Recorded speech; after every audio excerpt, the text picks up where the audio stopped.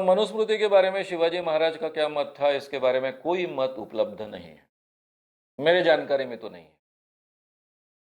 अब मेरे जैसे धार्मिक व्यक्ति को, मैंने इतने रामायण महाभारत सभी पुराण पढ़े थे, लेकिन मनुस्मृति के बारे में मुझे जानकारी नहीं थी। ना ही मुझे ये पता था कि मनुस्मृति पढ़े बगैर मैं हिंदू धर्म को समझ नहीं सकता हूँ।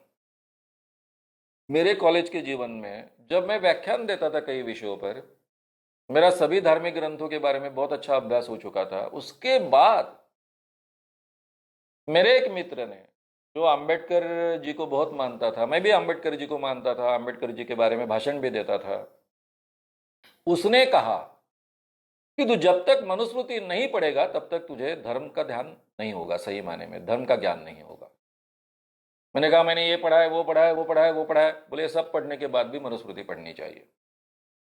तो मनुस्मृति ग्रंथ इतना महत्व का है कि उसके बिना आप हिंदू धर्म को भारत में समझ ही नहीं सकते हो।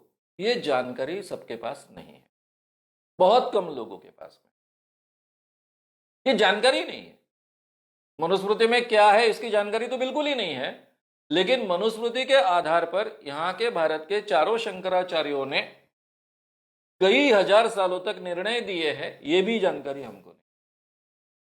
तो इसलिए वो महत्व का ग्रंथ है। ये अगर आज के जमाने में भी किसी को पता नहीं था, तो शायद मुझे लगता है शिवाजी के जमाने में ये पता होना जरूरी नहीं है। वेदों के नाम पर ही जो कुछ कहा जाता था वो कहा जाता था, और वेदों का हिस्सा ही मनुस्मृति को शायद वो लोग मानते होंगे। मनुस्मृति के बारे में शिवाजी महाराज की कोई जानकारी है, इसकी जानकारी मुझे तो भी नहीं है, इसलिए मैं कुछ कह नहीं पाऊंगा उसके बारे में।